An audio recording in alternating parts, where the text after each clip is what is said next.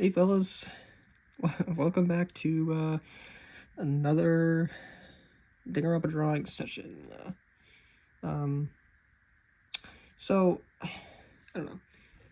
I I'm I'm considering maybe making these like actually like edited videos in the future, but for now I just kind of want to like throw them up on my YouTube channel just to have them there, just like to be as raw as possible, just because, like, I don't know, I like to keep it as raw as possible. And again, I do apologize for the setup. It's not the best, especially it's from my phone, so it's gonna be in a different aspect ratio from what you expect, and the quality of the video is not great either, but I'll work something out. Eventually. I'll get like a better camera or something, or like maybe get a better setup to actually, make it look good. But for now, that's kind of uh, that's kind of where I wanted to leave off. Uh, you know, um, if if you don't dig the raw material, if you don't really dig the unedited stuff, you want to see, eventually I probably will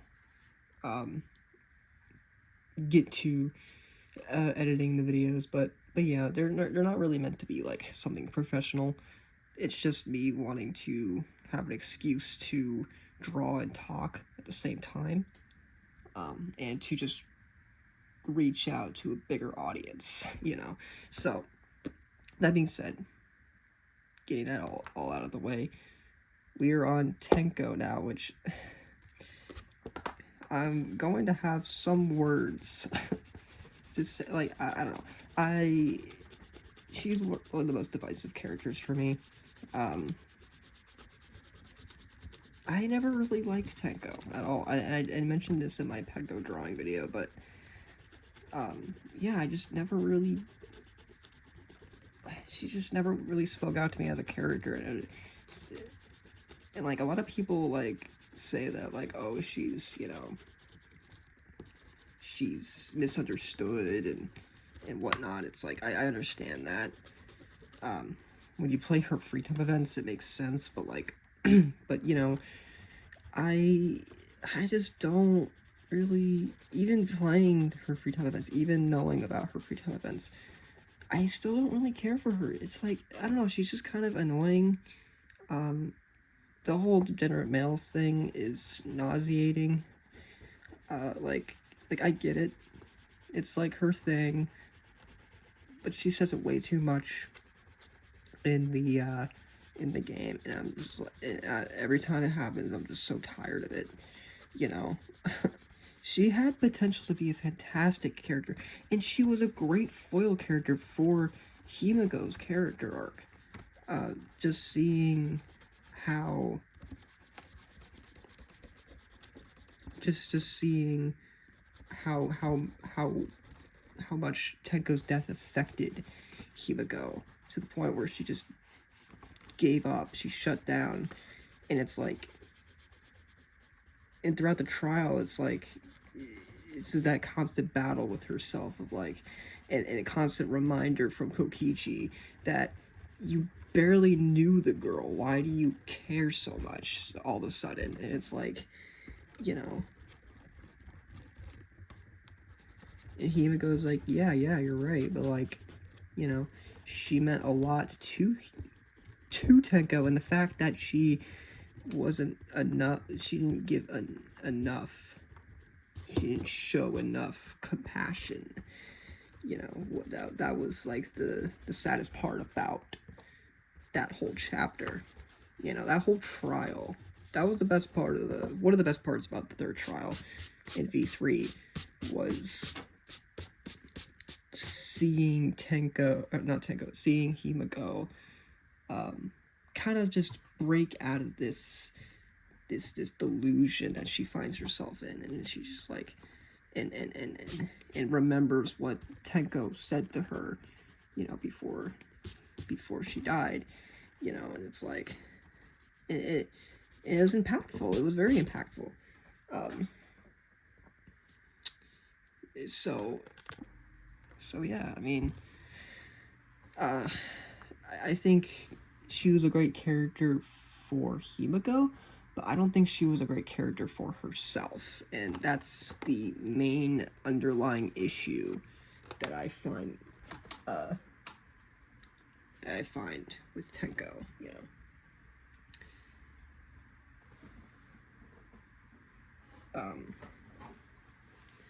Other than that, not much else to say.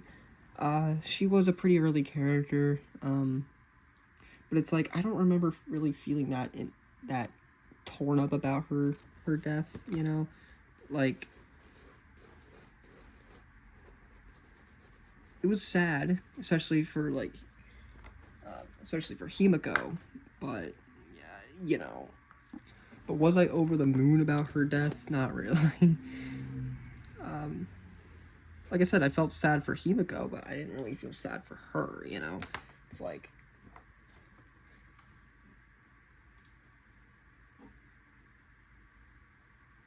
You know, it's like... Yeah, you know?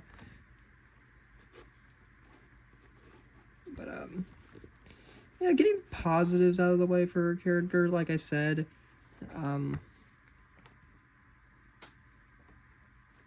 I think I think her free time events are pretty good, all things considered. You get to know more about her character and why she's the way she is about men. I really like her design a lot. I think it's sick. I think a lot of the V3 designs are very, very well done. While I do think that Danganronpa 2's character designs are probably the best, I think V3's definitely took each character and you know, gave them something, you know, that's like something unique about them. That's not just like, oh, this is just like them in a school uniform. It's like from Danganronpa 1's. I think Danganronpa 1's designs are like, they're not bad. They're the most grounded designs, but they're definitely like the most basic out of the trilogy, you know. I don't even know if I could even say trilogy, because V3 technically isn't the third entry. More on that when I probably get to Tsubigi, because when I get to Tsubigi, I can talk about what I think of her as a character, what I think of her as a villain, and what I think of the ending of V3, which I have beef with. But we aren't there yet, so yeah. But yeah, I mean, yeah, I think all the character designs of V3 are very well done, especially Tenko's.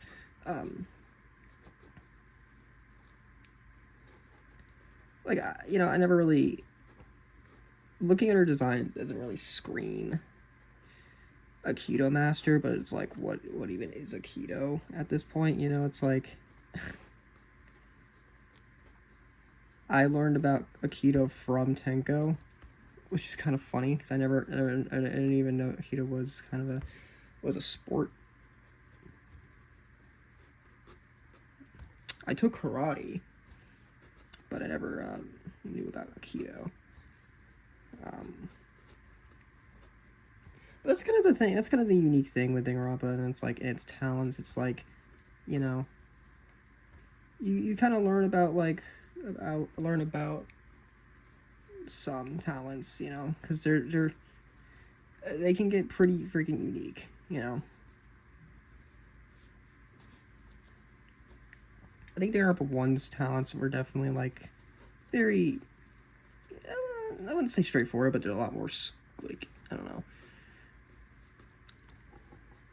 Like even Danganronpa 1's talents, like you got the basic ones, like, oh, you got the baseball player, you got the you know, you got the pop star, you got the, you know. But then you got some like pretty fun ones, like, you know, fanfic creator, and you know, and what's another one? Biker gang leader, I guess. And I don't know, but yeah, Danganronpa 1's talents were definitely the most basic, you know. But I actually really appreciate how grounded Danganronpa 1 really was in its characters, and it didn't really need to stand out too much. It needed to, like, you know, it left room for Danganronpa 2 and V3 to kind of spread their wings and be like, yeah, we are our own games with our own unique takes on the formula, you know.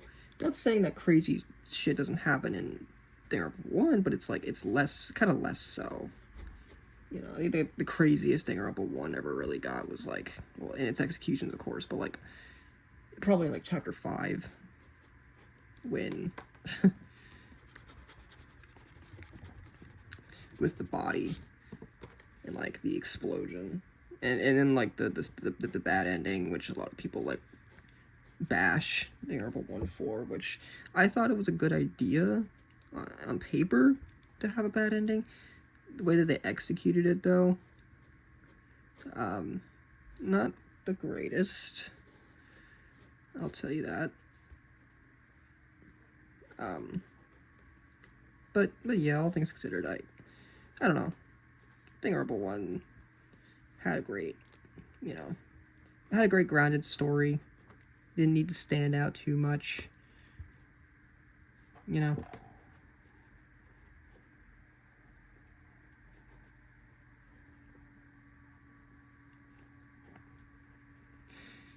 You know, something, you know, maybe, like, if you really want to see me do the full sketch, like, and inking process, let me know. Because I'm really only gonna, like, because it can only record for so long, you know. Fingers look broken, but I'll fix that. But yeah, I can only record for so long, so it's like I want to, you know, make sure to have enough content, you know, while also still leaving things left to be desired, you know.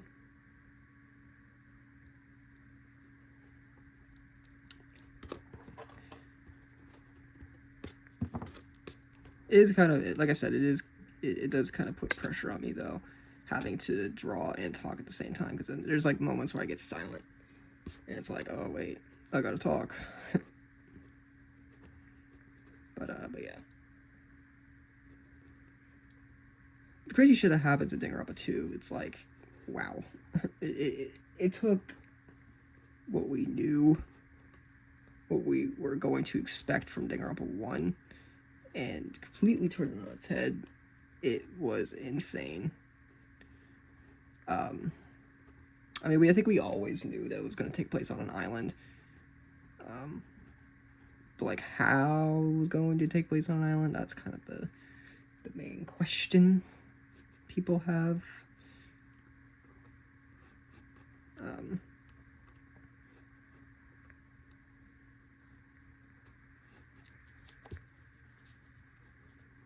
So, but how they took Danganronpa 2 and just, like, completely turned. I really like when games and shows and movies and stuff, like, they turn the formula of something that you're used to on its head, and kind of experiments with it. That's kind of what they did with Danganronpa 2, and I really appreciate them for doing that. And it just makes the game a lot more entertaining. It shows a new side of things where it's like, where now you see kind of a perspective where maybe hope won't be the thing that could fix everything in this one, you know, because you see how far hope can break someone. Case in point with Nagito, it's like, yeah, I don't think hope's going to be the saving grace in this game, you know, and I like that. I like that it changed up, like, the story of it took the formula of what you were used to in Hope versus Despair and the first game, and it's like okay, how can we just like completely just like destroy everything that we were building up? But it was like for a good reason, you know, because you know, because you see a new side of the series where, you know, I will say Danganronpa 2's ending was probably my favorite. It left things up to be desired the most. I mean, sure, like, I would like to... I think Danganronpa 1's, like, it sets out to be, you know, for what it's worth, a good ending. And I like the ambiguous ending. I like the ambiguous ending of all 3 games. But...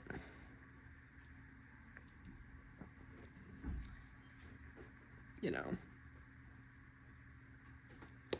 I think Danganronpa 2's did it the best. Possibly. I don't know, I think Danganronpa 1's did it really well, too. Not knowing, like, not knowing if what Junko said actually was true. That was, like, the main, like, ooh. But, like, you know, I don't know, I think, like, the ambiguity of, like, is everybody dead who suffered in the virtual world? Or are they actually dead, or is it possible for them to be saved? It's like, I think, like, the anime kind of explained that, and it kind of sucked. I'm never really gonna watch the anime. I don't really have the desire to. The only Danganronpa content I refuse to consume is both the anime, because I just don't care enough, and Ultra Despair Girls.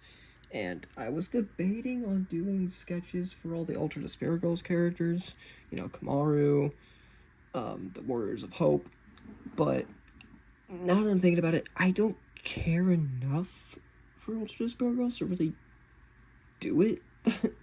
Maybe I'll do Kamaru, because I like Kamaru as a character. I wish she wasn't tied to such a disgusting game, but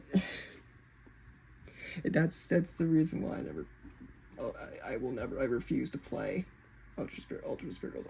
I like that it was a different take on the series. It turned a visual novel mystery game into a shooter.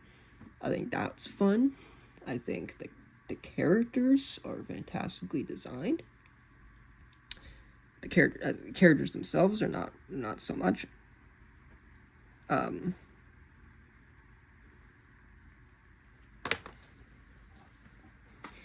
Except for Kamaru. I think they gave, and Togo, they gave redeeming, they gave Togo redeeming. They actually made her a good character in Ultra Sparkles, which sucks because I don't, it's like I said, it's tied to a game that I don't know, had it be toned down, you know, I would have really liked it. I would have really liked the game, but they didn't. It just had no chill to it. It's just like, you know, the stuff that happens in. And there's one line in particular. You know what I'm talking about. You know the character I'm talking about. That is the sole reason why I refuse to play this game. That was the nail in the coffin, and it was the sole reason why I'm like, okay, you know what? No, I'm not gonna do it. I'm not gonna play this game. I refuse. I was considering it. I had it in my wish list. You know, when I first played through the games, I was gonna be like, okay, I'm gonna play Ultra Despair Girls after V3, and then, even though it came out before V3, and then then I saw what was in the game. I saw the subject matter, the you know what I mean, in the game, and I'm just like, you know what, I'm good. And it's like, yeah, the Danganronpa series, there's tons of fan service just sprinkled around all 3 games. I understand that. A lot of the characters, some of the things they say, were pretty unnecessary, all things considered. But they were more kind of just like side jokes that the characters don't really like acknowledge, or you know, were toned down enough to the point where it's laughable. It's you know, it's like characters like Miyu, like she's kind of built around being like a walking sex joke. So it's like you kind of get used to her antics, as disturbing as she can be sometimes, and as uncomfortable as she can be sometimes. You're gonna get used to it. Just that, but like comparing a character like Miyu to the entirety of Ultra Spare Girls, it's funny, you know, because and I understand some instances in Ultra Spare Girls, it's done for a narrative reason, but there are some things that aren't done for a narrative reason, and I just don't understand why they're there. You know, I don't know who signed off on making the design choices of what you see in Ultra Spare Girls, and I'm really like trying to refuse to say what happens in it. Just look it up for yourself. But yeah, it's pretty bad. And also just like, you can never get used to a character in that game. Like, they always introduce a character, and it's a character who's related to a character, and it's like, oh, it's cool, and then they just get killed off, and it's like, okay, what was the point of introducing the character if you're just gonna kill them off like that? It's like, I get it, Danganronpa's full of death. Half the freaking cast dies in every game. But I don't know, if you're gonna introduce like a character like Hino's brother, for example, or Chihiro's father, it's like you kill them off. It's like, yes, it's impactful and it's sad, but it's like, man, why did you have to do it? You know, like, I understand, but like, for like impact, some were better than others. Some deaths were better than others, but like, I don't know. I wish Ultra Spare Girls was a good game. I'm just gonna say that. It's not really. It's not worth your time. I don't think. I don't think it's really worth playing. Like, even if, I don't know. Maybe it is worth playing with taking out all the gross stuff. I would definitely play it if all that stuff was taken out.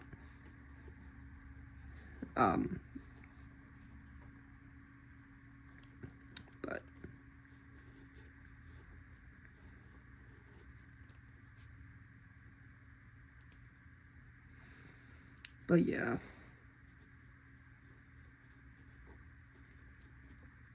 Kind of running out of things to say. It's, I'm trying to just save like a lot of things just like for future videos. But it's like, I don't know. Like, I kind of said already, I said all of what I probably am going to say about Tenko too. Like, what else can I say, honestly? I just feel like she should have been a better, I don't know, she could have definitely opted to be a better written, a more better written character. My grammar is horrible, I know. I'm not good with grammar. But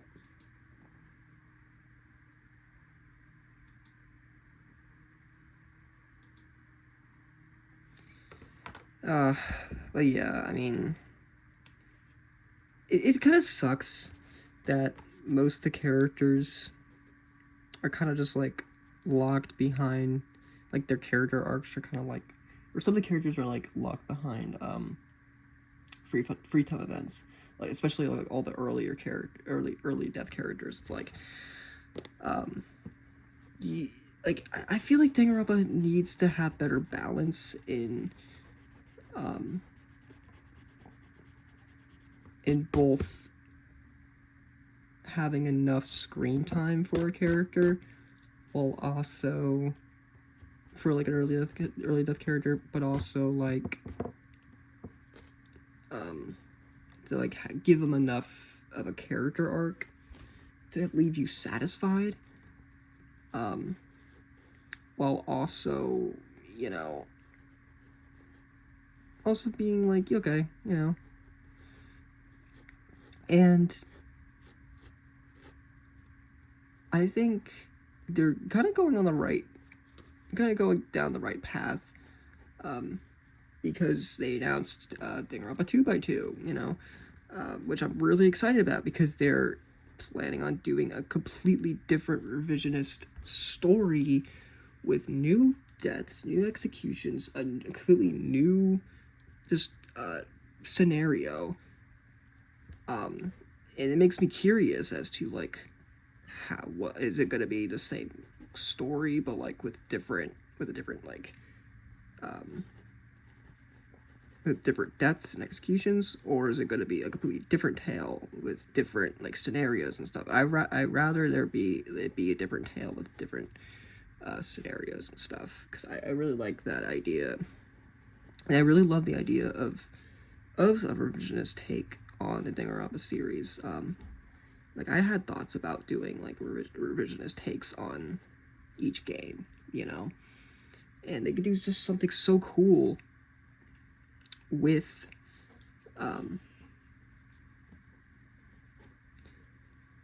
with this story, um, and also give characters with needed character development more development. You know, this is their chance to give characters who lacked that or got the short end of the stick, you know, like the Ultimate Imposter, like Mahiru. I really like Mahiru as a character, and I hope that they do something more with her. Maybe make her kind of a protagonist character, like maybe not the protagonist. I would really like her to be the protagonist. I really like the idea of her being a protagonist, but I think like maybe like make her like the companion character like Hyoko or something, you know. Make her a long-lasting character. I kind of want her to be a survivor. Um, but also characters who kind of just like failed their, I don't know, who got kind of character development, but then they kind of just they got butchered.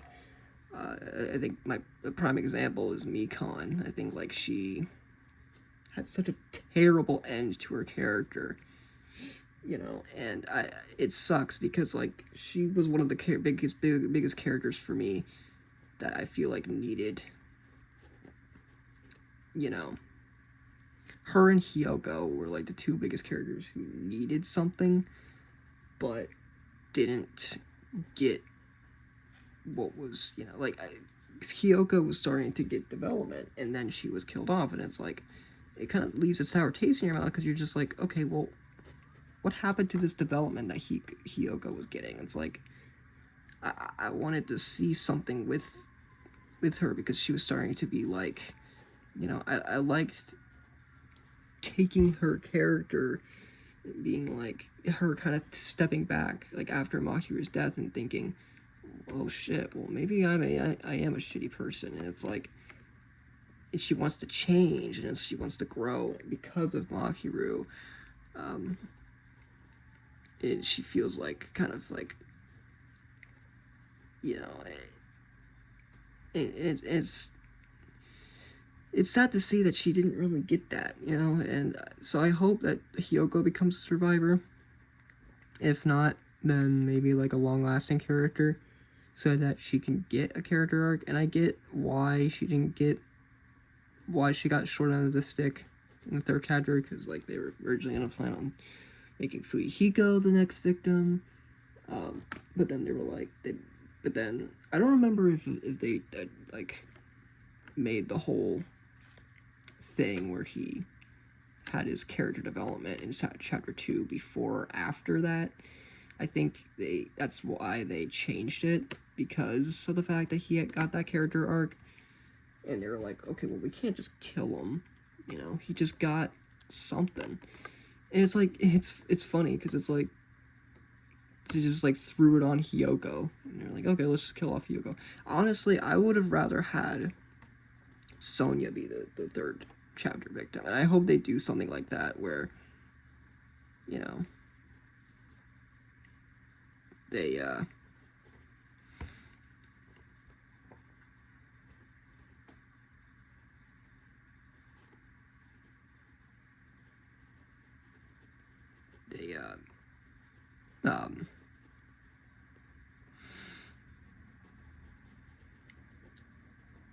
I was trying to thought. Damn it. Oh yeah, they I don't know, do something with Sonya's character. I would have liked to see is like maybe like a lot of people are like, oh, about like Kazuichi's a victim and Sonya's the killer, because like Kazuichi's just nothing but does nothing but simp for Sonya. And it's like, yeah, but what if it was the other way around? It's like, honestly, like I thought of this idea, and I was like, okay, it's something you could think about, like, where it's like, okay, like, what if Kazuichi was the culprit? I don't know, like, in what scenario he could be, but maybe, like, I don't know. It'd be interesting. Like, taking the survivors from Danganronpa 2 and, like, do something with them. I thought of, like, an idea of, like, Akane, like, kind of taking the spot of Nekomaru, where, like, she's kind of the one, and it's like Nekomaru kind of feels guilty for not being there enough for her or something. I don't know. It's hard to say, but yeah.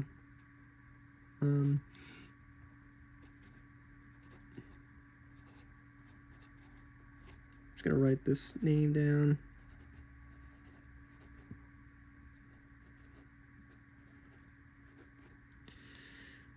I don't know what else I could do for this one.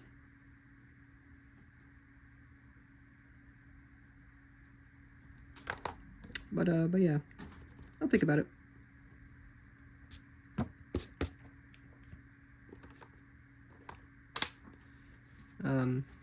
So thank you for this drawing session. If you watched this drawing session, thank you for watching. Like I said, if you want to see me actually go ahead and do a full drawing session, like just with inking included, I think if I were to do that, I think I'm going to make it edited. I am going to edit it, because it'll just take too long as an unedited video. I'm only really making these unedited because of the fact that I just wanted to get this content out here, you know, and then do something with it in the future. So yeah. Like I said, follow my Instagram at verifiedvinny. It's in the link in the description. Or yeah, it's in the description. And yeah, I will see you in the next drawing session, which will be Speak of the Devil, Nekomaru. So yeah. See ya.